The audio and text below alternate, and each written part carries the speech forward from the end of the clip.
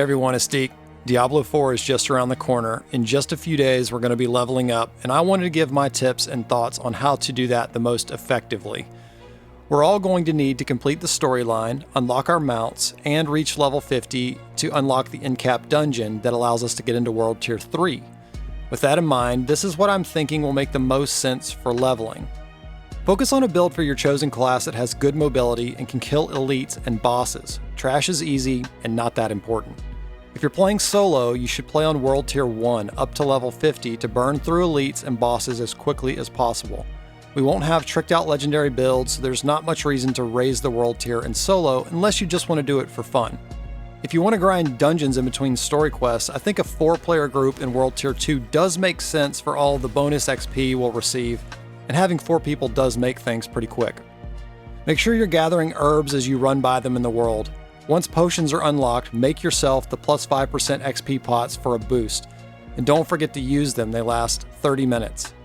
Just before reaching level 50, start trying to min-max the best build you can without burning through too many resources. Once we're 50, we'll change the world tier to 2 and attempt the Endcap Dungeon.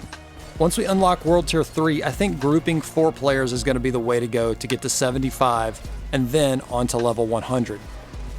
Something to keep in mind is don't burn your gold out trying to put codex essences on your weapons as you go. Add your best in slot codex aspect to your amulet for the bonus because you'll want to upgrade your weapons often and you don't want to waste your gold every time you do this reapplying aspects.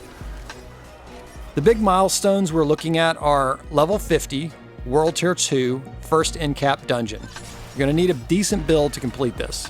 Level 75, World Tier 3, the second Endcap Dungeon.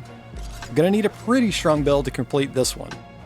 From then to level 100 we'll be in World Tier 3 hunting the best in-slot uniques and sacred legendaries. And supposedly there's this big finale boss we're looking forward to. Doing orange event quests out in the world is a good idea, but save your Obols for the breakpoints, level 50, 75, and in-game. Only spend them when you reach your cap and need to make room, or if you're trying to do your build for your Endcap dungeons. One idea I had was maybe grouping in parties of 4 to do the Lilith statue completions in each zone. So say you're just about to finish one of the zones, you can hop in a 4-player party and you can port around to each other to get those quickly before moving on. I'm not sure if that's going to be the most efficient way to get those, but I do think the bonuses are relevant, the Obol cap specifically. While you're questing in one of the major zones, go ahead and get at least level 3 on your Renown before moving on. This is probably going to be something I'm doing as I go through each zone. This will raise the player power across your entire account and raise your Obol cap. Remember, Renown 4 opens post level 50 in World Tier 3, so we'll focus on Renown 4 from 50 to 75 in World Tier 3, and Renown 5 from 75 to 100 in World Tier 4. Alright, I hope this video has been helpful for some of you to get to max level starting on June 1st. If you'd like to join the Wraith clan in-game, you can follow the link in the description below. Thanks for watching, and happy crusading.